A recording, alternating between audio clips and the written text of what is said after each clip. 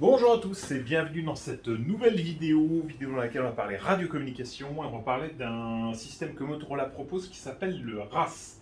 Donc qui n'est valable que sur les systèmes DMR, Motorola de type moto turbo. Qu'est-ce que c'est que le RAS? Comment ça fonctionne? C'est parti. Alors d'abord une petite définition. RAS, qu'est-ce que ça veut dire? RAS, c'est une fonctionnalité qui a été implémentée dans les radios Motorola qui s'appelle Restricted Access to System. En français, on pourrait le traduire par ALS, accès limité au système, ou bien par accès restreint au système. À quoi ça sert le RAS? C'est une fonctionnalité qu'on peut activer ou désactiver selon les choix de l'utilisateur, qui va permettre, en particularité, sa fonctionnalité première, c'est d'interdire l'accès à votre réseau PMR, donc votre réseau relié, aux intrus qui ne seraient pas autorisés. Il faut savoir que quand vous avez un réseau DMR aujourd'hui qui est en circulation, si le RAS n'est pas activé, n'importe qui peut venir prendre la parole dessus et émettre. Voilà. Le RAS va offrir cette fonctionnalité que si une radio n'a pas été programmée avec la bonne clé RAS, elle ne pourra pas se déclencher, elle ne pourra pas émettre non plus. Elle aura l'interdiction. Voilà.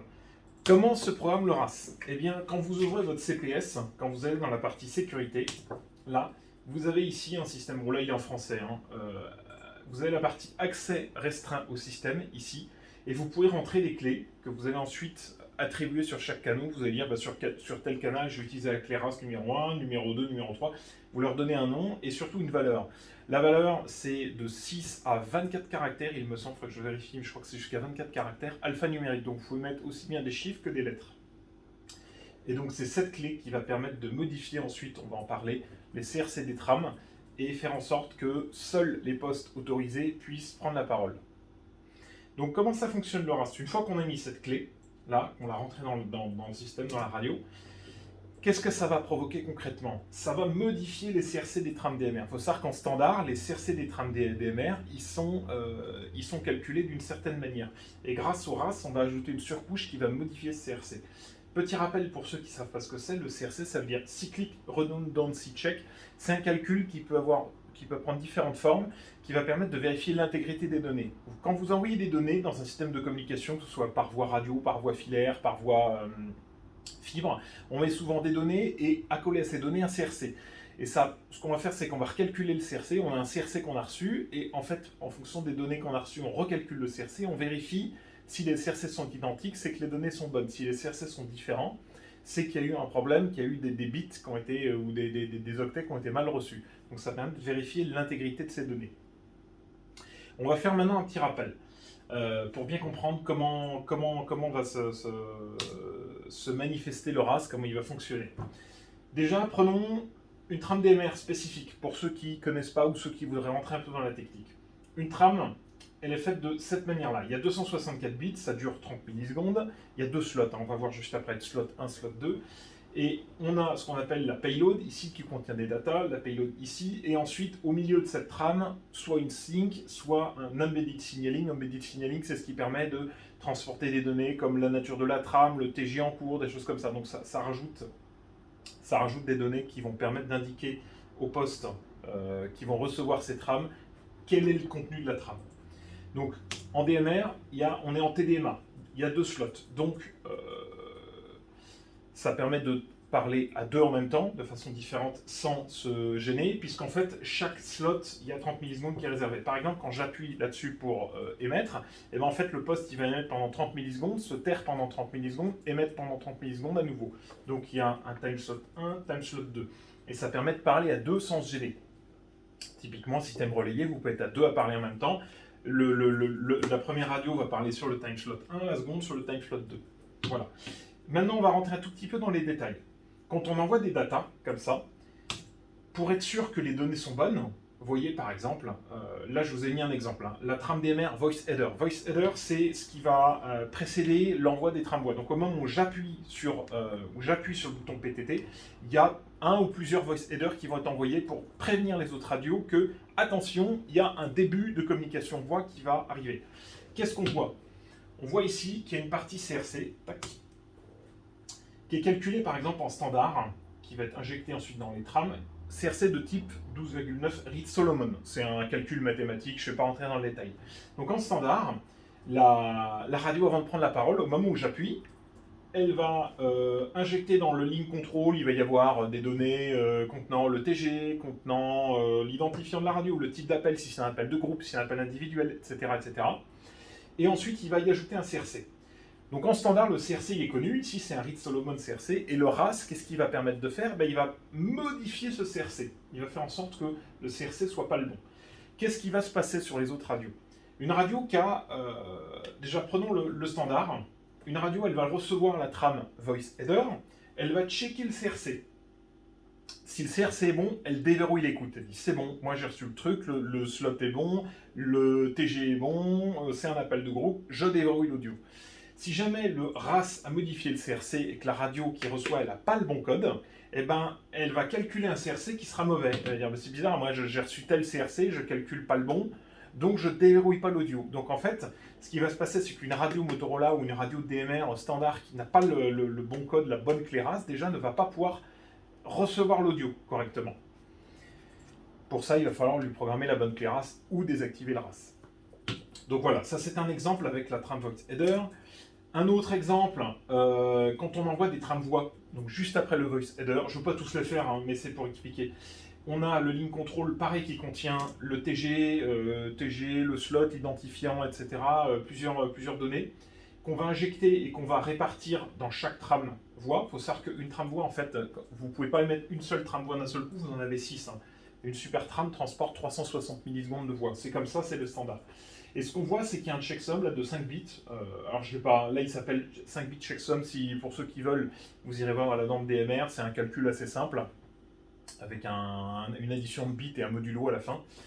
Et qu'est-ce qui va se passer à nouveau pour savoir si, une fois que le RAS, quand le RAS aura été activé, ce checksum, il sera modifié. Donc, automatiquement, les postes qu'ils vont recevoir en réception, s'ils n'ont pas de RAS activé, s'ils sont en DMR standard sans RAS, ils vont pas déverrouiller l'audio parce qu'ils vont dire moi la trame que j'ai reçue, le checksum il est pas bon quoi. Le checksum il est pas bon donc je ne joue pas l'audio.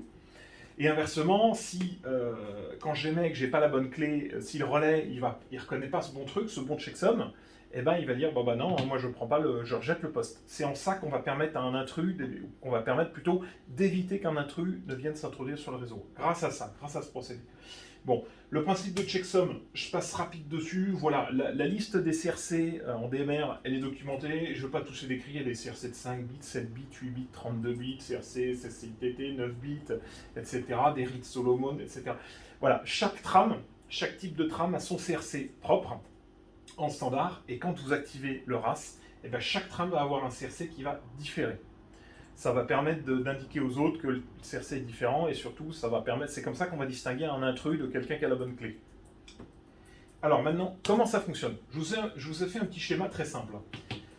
La clé RAS, vous commencez par la programmer, donc 6 à 24 caractères alphanumériques, dans votre poste. Vous allez la programmer. Le poste, il ne va pas stocker la clé directement dedans. Il va stocker un hash de la clé. C'est ce qui fait que si jamais vous voulez relire la radio, vous avez accès à un outil propriétaire, par exemple, et que vous voulez relire la radio, vous ne pourrez pas en fait, ce ne sera pas possible, puisque vous n'allez jamais retrouver la bonne clé. Hein. Le principe c'est, dans les bases de données, pour ceux qui connaissent un petit peu, quand on stocke un mot de passe, on ne stocke jamais le mot de passe en clair, c'est hyper dangereux, on va stocker le hash du mot de passe. Le hash c'est un calcul qui va permettre de mélanger les bits entre eux, de faire en sorte qu'à partir du hash, on ne peut pas revenir au mot de passe standard. Un peu comme de la cryptographie, voilà, c'est le même principe. Et quand vous allez du coup vous connecter et taper votre mot de passe sur une base de données, il va générer un hash du mot de passe que vous venez de taper, il va les comparer. Quoi. Et si les hashes sont bons, il vous autorisera l'accès. Donc là c'est pareil, vous avez la clé, on la stocke dans la radio de façon hachée, et ensuite qu'est-ce qui va se passer? Soit vous avez le RAS allumé, soit vous avez le RAS coupé. Dans tous les cas, quand vous recevez une trame DMR, trame ou super trame, hein, super frame comme on dit en anglais, le standard DMR va calculer un CRC standard, ici, et la Motorola, quand il a son RAS activé, il va modifier ce CRC avec ce que j'ai appelé la tambouille Motorola. Ne me demandez pas exactement comment ça fait, j'ai essayé de comprendre comment ça fait là-dedans. Ils ont un brevet, c'est pas très clair. Toujours est-il qu'ils ont un système qui va permettre de calculer un CRC modifié. Et ensuite, la radio qui va recevoir, ou le relais, il va checker ce CRC. Donc soit le RAS est désactivé, dans ces cas-là, il prend le CRC standard, il dit si le CRC standard il est bon, j'autorise la radio à me parler et je retransmets l'information qu'elle me donnait, soit le RAS a été activé, dans ces cas-là, il prend le CRC modifié. Et si le CRC n'est pas bon, eh ben, il jette la radio, quoi. Il ne veut pas retransmettre, il va recevoir la trame, il va dire, bah, d'accord, il y a une radio qui essaye de me parler, mais il n'a pas le bon CRC là, c'est pas le bon... Visiblement, il n'a pas la bonne clé RAS parce qu'il n'a pas le bon truc. Donc, il jette automatiquement. Voilà. Tout simplement. C'est uniquement ça, en fait. C'est juste une affaire de CRC. Ça fait vraiment qu'agir là-dessus, le RAS. Et ça permet, du coup, d'éviter un intrus, comme je le rappelle, de prendre la parole s'il n'a pas la bonne clé. Alors, le RAS, il n'a pas que des avantages. L'avantage principal, on l'a cité, c'est effectivement éviter que des intrus ne viennent s'immiscer dans le système et parler soit sur un slot de libre, soit sur un TG qui ne serait pas utilisé et qu'on ne puisse pas repérer. Donc voilà, c'est vraiment l'avantage principal du RAS. L'inconvénient, c'est qu'il n'est pas standard. À ma connaissance, il est propriétaire Motorola, il est proposé que sur des produits Motorola. Je ne crois pas qu'Itera en ait un. Itera, il me semble qu'ils font autre chose avec du over-the-air encrypt. C'est encore autre chose que le RAS. C'est leur tombouille à eux, pareil, propriétaire.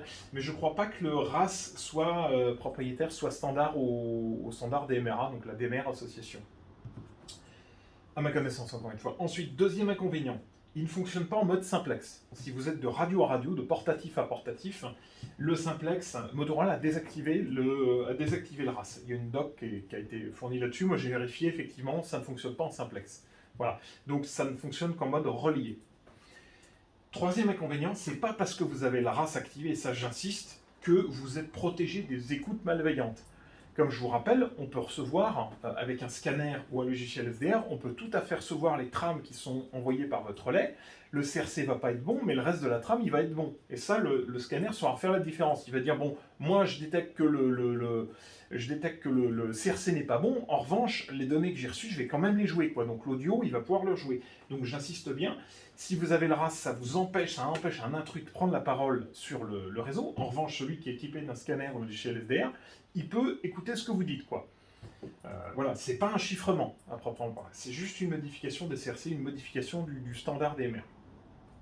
Et enfin, un dernier inconvénient, ce RAS, même s'il est activé, il peut être contourné dans certains cas. Je ne vais pas en parler ici, mais il existe des méthodes qui demandent des moyens et des connaissances qui permettent de contourner ce RAS et de prendre quand même la parole sur un réseau DMR.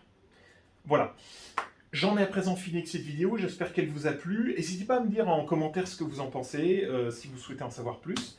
Petit mot de la fin, merci à tous d'avoir suivi jusque-là. Cette vidéo, voilà, un petit peu rentrée dans la technique, elle se veut quand même ludique pour être compréhensible par tout le monde. Objectif que ceux qui ont des réseaux puissent se protéger. Si jamais votre réseau est un petit peu sensible et que vous voulez éviter qu'il y ait des intrus qui s'insèrent dessus, n'hésitez pas. Hein. Si vous êtes sur des produits Motorola DMR, il vous suffit de reprogrammer vos radios avec la bonne clé RAS. Et voilà, c'est très simple, c'est une opération classique qui se fait très facilement. Petit coup de pub pour ceux qui ne me connaissent pas, je m'appelle Louis Rigarvé. Dans la vie, je suis ingénieur indépendant en électronique. J'ai monté ma société, Ingénisup. D'ailleurs, j'ai fait un site web, ingénisup.fr, que vous pouvez voir. Si certains sont intéressés, seraient intéressés par une expertise, pour des informations sur tout ce qui est radiocommunication, étant radioamateur moi-même, étant passionné de radiocommunication, sur de la cryptographie, des choses comme ça, n'hésitez pas à m'envoyer un message ou à m'approcher par LinkedIn. J'aurai plaisir à vous répondre. À noter que sur ces sujets-là, le RAS, la cryptographie, tout ça, je ne réponds qu'aux professionnels du secteur. Donc professionnels radiocom, professionnels éventuellement de la cybersécurité, professionnels dans l'électronique. Je ne réponds pas aux particuliers malheureusement, parce que le sujet peut être un petit peu sensible. Et encore une fois, mon approche n'est pas malveillante, je ne veux pas m'attirer les foudres des fabricants de radio. Mon but n'est pas de casser le business, mon but est plutôt d'expliquer comment fonctionnent les protections sans leur porter préjudice. C'est l'objet d'ailleurs de mes vidéos. Donc, page pub terminée, off. Merci à tous d'avoir suivi cette vidéo et je vous dis à très bientôt pour de nouvelles aventures dans de nouvelles vidéos. Merci, ciao.